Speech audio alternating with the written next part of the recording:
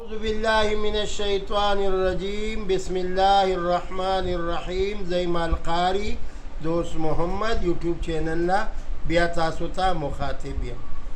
سیرت النبی صلی الله علیه وسلم شروع ده او نن د سیرت النبی صلی الله علیه وسلم په واقعاتو کې داسې او واقعات تاسو ته ذکر کوم چې هغې ته ویلی شي جنگ بدر واقعه. نبی کریم صلی الله علیه وسلم چې څومره غزاګانې شوي دي په هغې کې نبی کریم صلی الله علیه وسلم به چې په کم کې موجود و نو هغې ته به غزوه ویله او چې کم کې به موجود نو یو صحابي به منتخب کو د هغې مشر به منتخب کو نو هغې ته به سرایا ویله. نبی کریم صلی الله علیه وسلم د بدر واقعه په داسې شان کیږي چې کم وخت کې ابو سفیان دا ډیره لویه قافله در روانه کړې وه، چونکې مسلمانان د دغه ځای نه تنګ شو، هجرت یې وکړو، خو دغه خلکو مکې مشرکینو دوی دامره انداز کې مسلمانان تنګ کړي وو چې نه یې پرېښوده.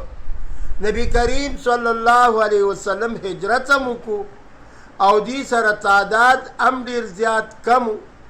نبی کریم صلی الله علیه وسلم سره په بدر کې جنگ بدر کې 313 مسلمانان دي او بل طرف ته کفار هغې 1000 څه د پاسه دي او هغې سره ساز و سامان ښه تیار دي. دې خوا مسلمانانو سره ساز و سامان نشته. پیغمبر علیه السلام وویل چې خفه کیږئ مه، ای صحابه و فتح به الله پاک موږ له راکوي. په دې کې بعضې صحابه کرام هغه نبي کریم صلی الله علیه وسلم ته ډېره تسلي هم ورکړه. نو د دواړو جهانو سردار مبارک ډېر زیات خوشحاله دی. د جنگ بدر واقعه شروع کیږي. رب العالمین کارونو ته ګورای، مسلمانان په شګو کې روان دي. ریت چې ورته ویلی شي عربو کې ډېره زیاته د شګو علاقه پرته دی.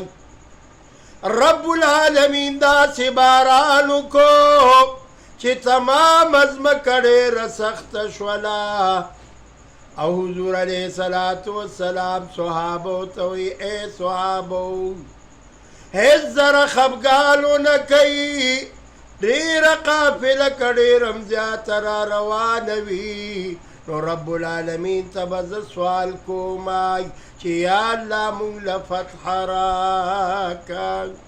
آقا انعامدار محمد رسول الله صلی الله علیه وسلم په جنگ بدر کې دعا وغوښته او رب العالمین به دعا ولې نه قبلوي؟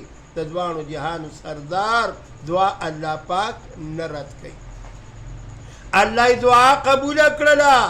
په دغه جنگ بدر کې بعضې صحابه کرام هغې شهادت مومي او بعضې ته زخم راځي، زخمی کیږي، لیکن آقا انعامدار محمد رسول الله دعا کړې دی اے رب کریمای مونږ تعداد هم ډېر کم د مسلمان دی، اے پروردگار عالمای د جنگ سازو سامان هم نشتای.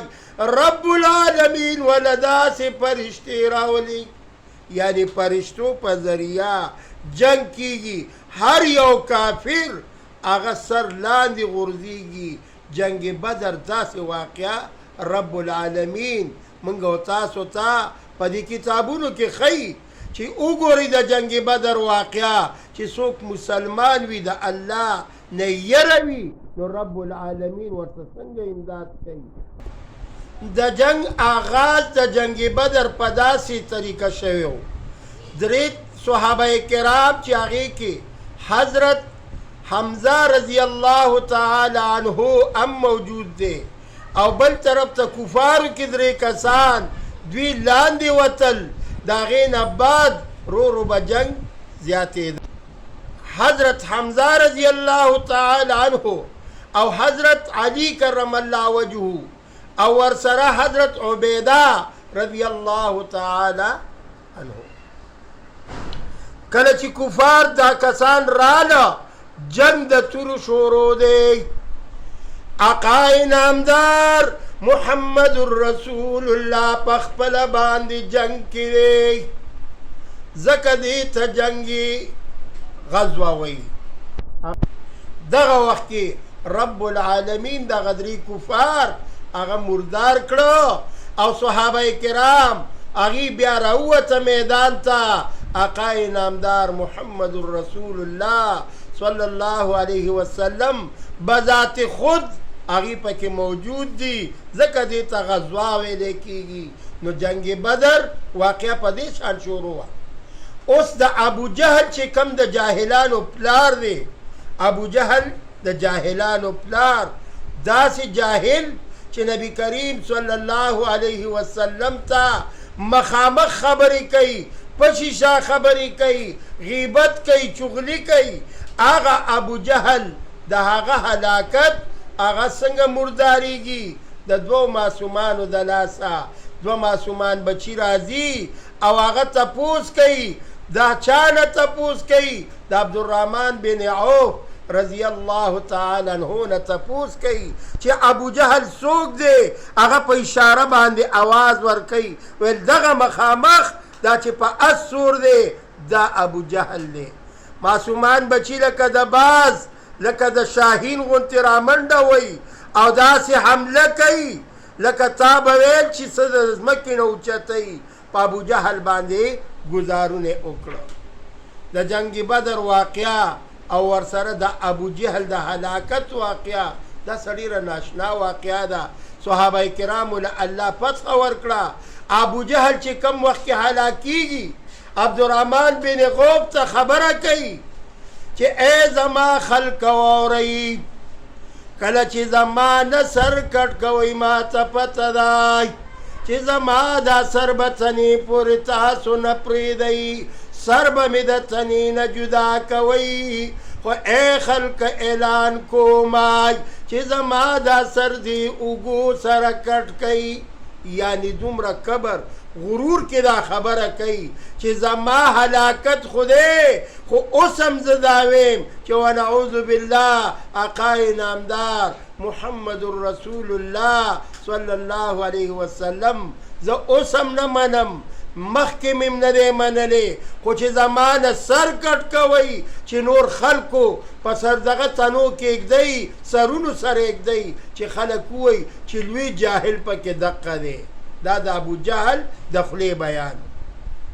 د موسی علیه السلام په دور کې فرعون مقابله کوي، هغه بیا هم آواز کوي آمنا وصدقنا، مونږ ایمان راوړو په موسی علیه السلام او په هارون علیه السلام باندې. لیکن آقای نامدار په مقابله کې ابو جهل آواز کوي چې زه مخکې نه منما اوس هم نه منمای. اے خلق زمانه سر په دې اوږه کې کټ کوي چې د نورو سردارانو سره کېدی چې زما دا سر پته لګي چې دا لوی ابو جهل دی، لوی هغه سردار دی چې هغه د اسلام خلاف دی. الله ابو جهل هلاکت خو شو، خو لیکن په دې جنگ بدر په واقعه کې د نبی کریم صلی الله علیه وسلم سره تعدادم کم دی. وجه صدا دا د نبی علیه السلام معجزه وای. په موټي کې لګونته کې کاڼي کنکري راځي او په هغې باندې ګزار کوي، بیا دننه خیمې نه دعا کوي اے رب کریمه زما او زما د صحابو مدد وکړه. دعا یې الله قبوله کړله. دا معجزه د نبی کریم صلی الله علیه وسلم وه. او جنگ بدر ته جنگ بدر ولې وایي؟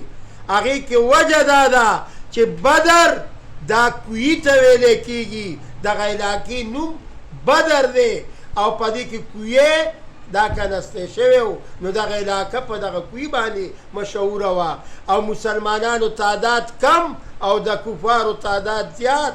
فتحه رب العالمین عقاید و جهان ته ورکړله. رب العالمین دې موږ او تاسو له په دې واقعه باندې د عمل کولو توفیق راکړي. مخکې نورې غذاګانې دي انشاءالله وقتاً په وقتاً ابه زه تاسو ته ذکر کوم. ماشومانو ګلونو تاسو هم په شوق سره ګورئ، مشرانو ته مو ښایئ او مشرانو ته دا درخواست دی چې دا په خپلو ګروپونو کې شیر کوي. چا چې شیر کړله رب العالمین به په دې هم اجرونه ورکوي. ولې دین په خپله ماورېدل او بل ته رسول دا لوی تبلیغ دی. الله دې زموږ او ستاسو په عمل کولو توفیق راکړي. واخر الدعوانا ان الحمد لله رب العالمین.